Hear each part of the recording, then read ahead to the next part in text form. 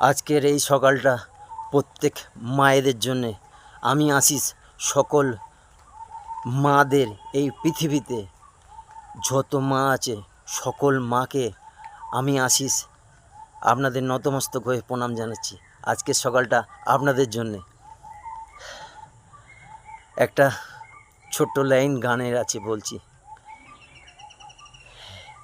আমার এই ঠিকানা তাই বৃদ্ধাশ্রম। মারা কোনো দিন এই কথাটা ভাবেও নি, এই কথাটা মনেও আনতে পারিনি যে আমার শেষ ঠিকানাটা বৃদ্ধাশ্রম হবে। এটা কত বড় দুঃখ, কত বড় লজ্জা।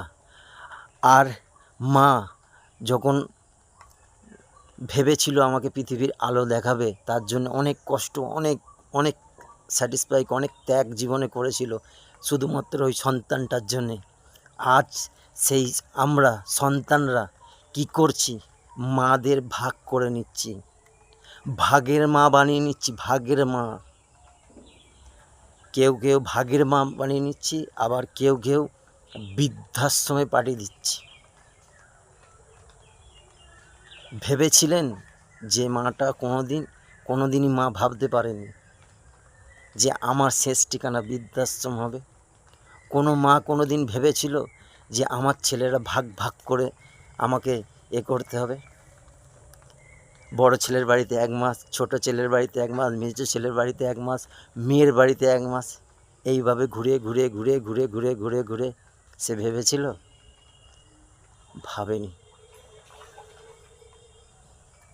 কোনোদিনই মা ভাবে? আর কোনোদিনই মারা সন্তানদের কি অভিশাপ দেয়? অভিশাপ দেয় না। আপনি হাজার অপরাধ করুন, হাজার অন্যায় করুন, তবু কিন্তু মারা কোনোদিন অভিশাপ দেয় না। এইসব নিজেকে দেখেছি। আমি যেখানে আগে আমার দোকান ছিল, শিক্ষক মশাই, শিক্ষা যে প্রত্যেককে শিক্ষা দেয়, সেই শিক্ষক যে পড়াশোনা শেখায়, শিক্ষক, তার মাকে আমি নিজে দেখেছি, তার বাবাকে আমি নিজে দেখেছি। তাদের কোনো কিছুতেই কমতি ছিল না। কিসের কম? ভগবান তাদের অনেক দিয়েছে, তাও তাদের মাকে ভাগ করে করে করে করে চালাচ্ছে। তখন নিজেকে, আমি তো তখন আর ভিডিও বানাতাম না, তখন আমি ভাবতাম। ঠিক আছে, এই ভিডিওটা সকল মাদের জন্যে। মারা আপনারা বেশি করে দেখবেন।